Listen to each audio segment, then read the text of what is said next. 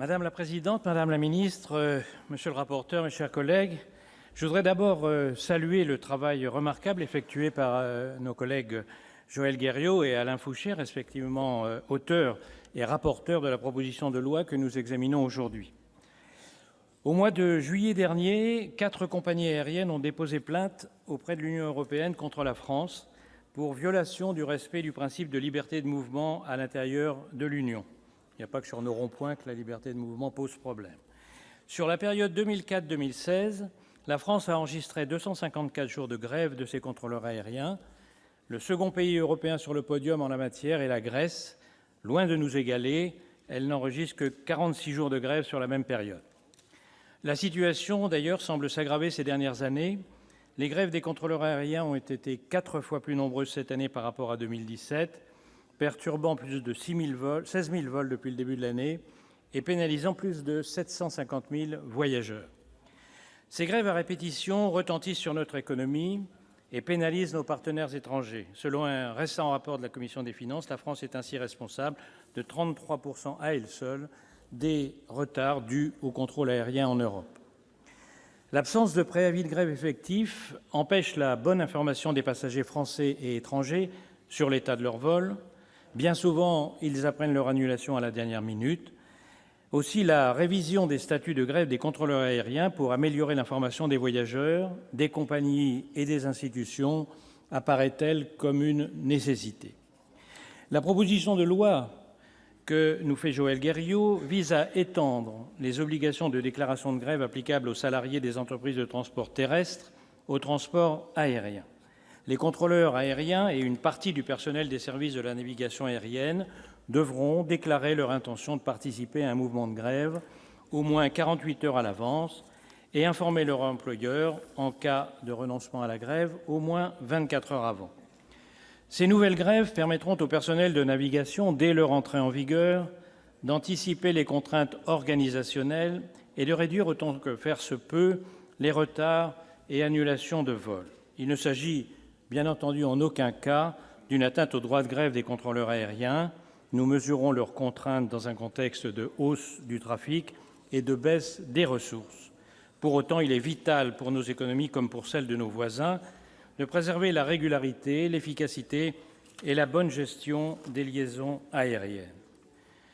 J'ai entendu une de nos collègues déclarer que cette proposition de loi constituait une atteinte au droit de grève constitutionnellement reconnu. Je crois que nous devons faire auprès d'elle amende honorable.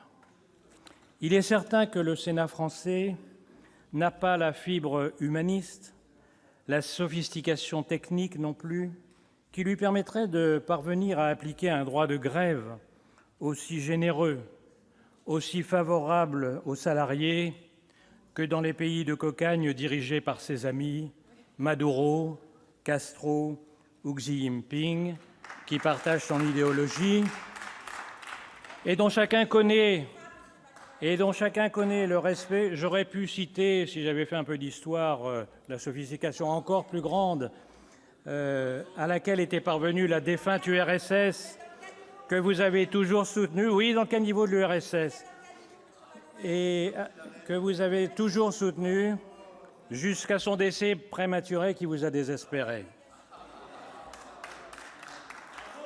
Ces pays, par conséquent, dont chacun connaît le respect absolu des droits de l'homme qui les caractérise et qui seraient sans nul doute mis en œuvre en France si son parti arrivait au pouvoir, pour le plus grand bonheur, bien entendu, de nos concitoyens.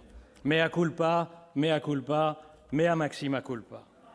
Pour répondre aux difficultés du secteur, les assises du transport aérien, organisées par le ministère des Transports en mars dernier, devraient rendre leurs conclusions d'ici peu.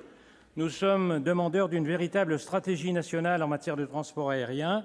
Ce secteur représente 25 milliards d'euros de chiffre d'affaires et 100 000 emplois. Il connaît de vraies difficultés, prise en tenaille entre des charges importantes et une concurrence effrénée exercée par les compagnies du Golfe, le low-cost et nos voisins européens dont les charges sociales sont moins onéreuses que celles supportées par les compagnies françaises. À titre d'exemple, pour Air France, l'écart des charges représenterait entre 400 à 700 millions d'euros selon les pays. À l'échelle nationale, les liaisons aériennes contribuent au désenclavement des territoires. Nous saluons à ce titre la volonté du Gouvernement de soutenir le développement des lignes d'aménagement du territoire, avec un montant de 15 millions d'euros supplémentaires, soit 4 fois le montant consacré à ces liaisons en 2018. Nous saluons également l'initiative de notre collègue Vincent Capo-Canellas, qui, après avoir publié un rapport remarqué, auquel vous avez fait allusion tout à l'heure, madame la ministre, a conduit à l'adoption au Sénat, dans le cadre du PLF pour 2019, d'une disposition visant à alléger le poids des taxes aéronautiques sur les billets des vols intérieurs. Chers collègues, je vous l'annonce sans surprise, le groupe Les Indépendants - République et Territoires votera cette proposition de loi. Je vous remercie. Merci. La parole est à madame Catherine Procaccia.